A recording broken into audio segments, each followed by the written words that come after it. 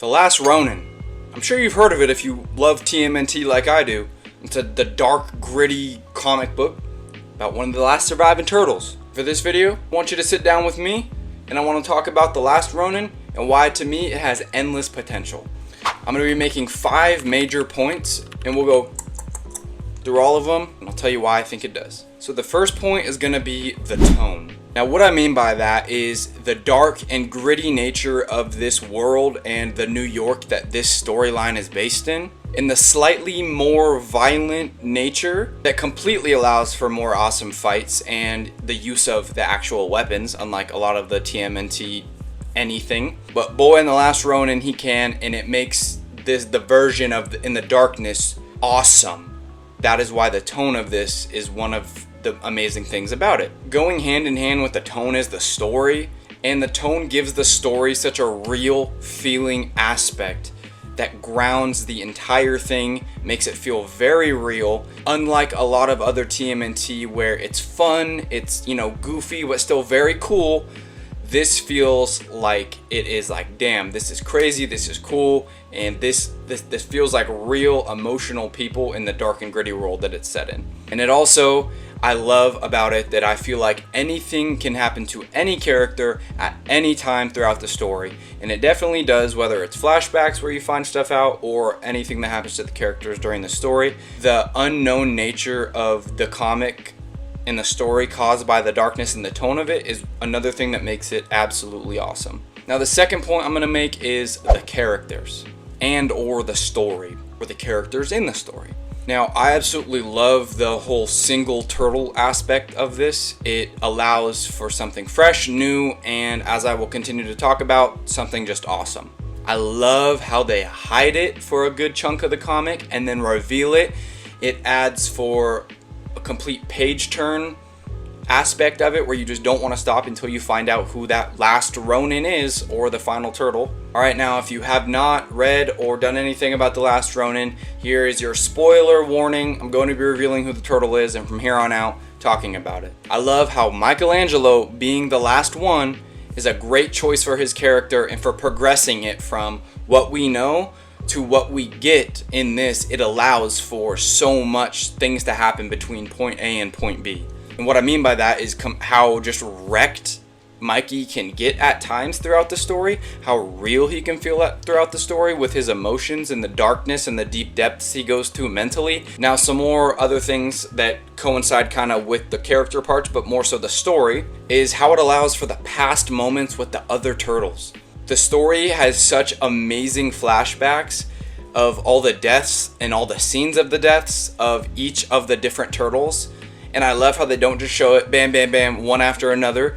The scene coincides with a different part of Mikey's thoughts throughout what he's doing, and it is done very perfectly. And I love how having the other 3 revealing their deaths and the stories of their death, it allows the 3 of them to stay constant with Mikey throughout the story as like ghosts or an imaginary part of him kind of haunting his head. And I also love Old April, Casey Marie Jones, her daughter, and Shredder, his grandson, as the villain is awesome because it connects you to Shredder. Alright, point number 3 is going to be the designs and the overall artwork of everything.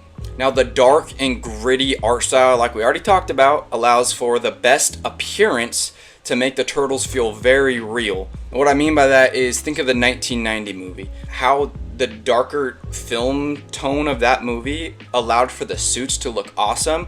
It allowed for the world to feel more grounded, the turtles to feel more real. But with this, it allows that because it allows you to paint the turtles in more of a recluse kind of light, or turtle in a recluse kind of light, and gives off obviously much darker, but like that 1990 vibe kind of. Now, the overall design of Mikey or The Last Ronin is awesome.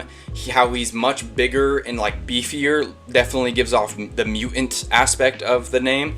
And the whole outfit he wears is absolutely awesome. I love the art style and the design of everything in the world because it pre-establishes an already set tone and style for any type of movie, TV show, or for the upcoming video game to draw off of.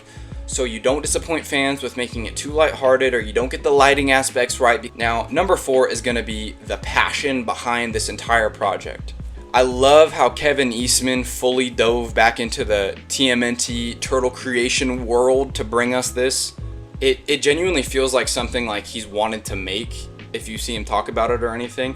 And to me personally is like a gift to the older side of the TMNT fandom and is awesome.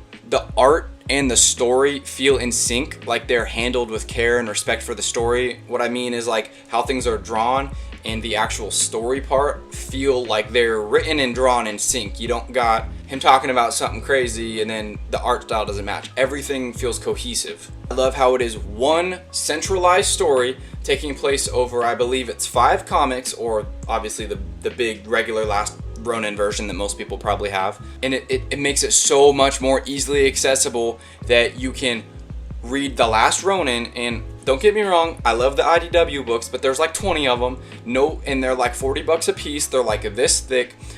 This is an amazing, cohesive story, but you still leave plot points open to draw off of, as I will also talk about soon. How they're able to get more content, but not ruin the original narrative or the story with the release of The Last Ronin The Lost Years. Now, point 5 is going to be just about that, The Last Ronin, The Lost Years.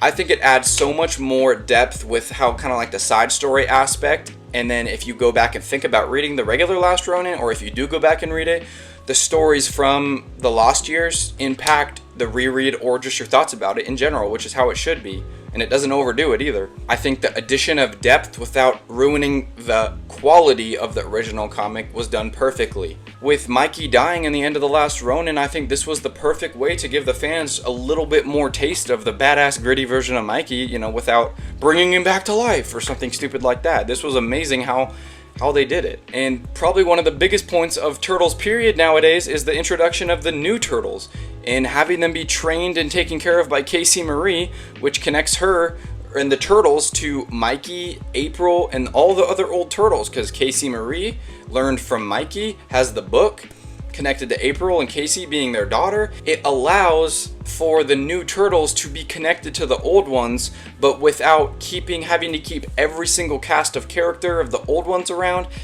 I think they did the introduction very smoothly to not upset the fans, but I think they did it. They handled it the right way. But with the new Turtles, I think the way they do the personalities, each one is very unique, and they also have some of the loving qualities that everyone loves about the old Turtles, but they don't necessarily copy them. You can see where maybe each of the new Turtles draws from the old ones, but it's not like a carbon copy, which I think they did very well on. And guys, this was pretty much a love letter to The Last Ronin. I hope you enjoyed everything I talked about, all my main points. I think they are all very valid points of what makes The Last Ronin great.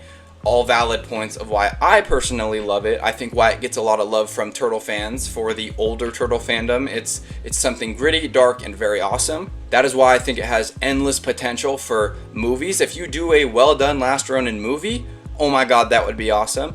If you do a well done mini-series of The Last Ronin, maybe give us 1 or 2 seasons, 8 episodes, an hour long a piece, you could easily do that. That would be awesome. And there is an upcoming video game. And if, like I've talked about, just drawing exactly from this comic book, that could be absolutely awesome, bro. I'm so excited. I think everything that I covered in this video and everything released so far with the Last Ronin brand as a whole is set up such a bright future for the brand of the Last Ronin. But I think the Last Ronin has saved the Turtle narrative for a lot of the older TMNT fans that were getting very fed up with the Michael Bay movies. You know, the third TMNT movie, the Turtles in Time thing. I know Mutant Mayhem came out, which is very, very awesome. Don't get me wrong. I know probably a lot that was made to get some new Turtle fans. You know, what happened to the people that want something good that, you know, remember watching the old ones? I think this is perfect for you. I think it's perfect for the fans for that. And I think it has set up the Turtles franchise as a whole to have endless potential. If you guys enjoyed this video, I do lots of unboxings like this, reviews, and analysis. You gotta make sure to subscribe and hit that notification bell so you know when I post more videos.